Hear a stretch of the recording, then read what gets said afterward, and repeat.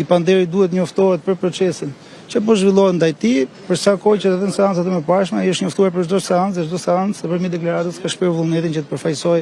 nga unë dhe nga kolegja Zotaj. Këto kushet mungesë një deklarate nga veti Panderi në rast konkret, për të respektuar dhe parashikimet ligjore që kanë të bëjnë me njoftimin e të Panderit, në rastet kur është në kushtet e kufizimit lirisë, kur nuk gjendet apo kur është i lirë, dhe për të arritur në pikën sipas cilës duhet deklarohet fakti nëse i fshihet apo jo drejtësisë, në mënyrë tillë që më pas vazhdoj gjykimi mungesë, gjykata detyrimisht duhet shtyndë seancën në mënyrë tillë që të kërkonte një informacion më detajuar nga ana e policisë së shtetit lidhur me faktin dhe kërkimet që po bëhen për shtesën e Altin Docës. Do të shkojmë mbi ju, a keni komunikuar me klientin qoftë edhe nëpërmjet telefonit apo formave të tjera dhe kush do të ishte sugjerimi juaj që do t'i jepnit në këtë lloj situate?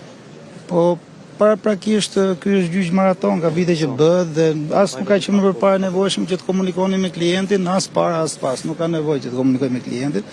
Tashmë për sa i përket qëndrimit ton në lidhje me mbrojtjen e tij, pozicioni jonë si mbrojtës është i konsoliduar, kështu që klienti ka pasur besim në mbrojtjen që ne do të bënim për një mbrojtje efektive. Kështu kemi proceduar, nuk kemi pas as dieni përpara lidhur me veprimet apo mos veprimet e tij dhe as pas.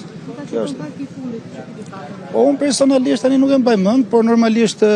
prokuroria e posaçme, por edhe vetë institucioni ligj zbatues dhe policia e shtetit janë duke bërë verifikimet përkatëse lidhur me hetimin që po bëjnë lidhur me faktin njohur botërisht largimit të shtesës Altin Doci nga ambientet e spitalit ose repartit infektiv të spitalit rajonal Durrës dhe normalisht do kenë dhe librat e takimeve, por unë personalisht si mbrojtës ka shumë kohë që nuk e kam takuar, se nuk kam parë të arsyeshme duke qenë se gjyqi në një pasjavë për javë dhe çfarë ndodh në proces bëhet e njohur botërisht dhe nga ju mediat, kështu nuk ka qenë nevojshme që të takohesha me klient.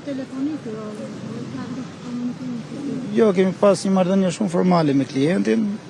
kështu që shumë profesionale dhe nuk kemi pas as fizik as telefonik.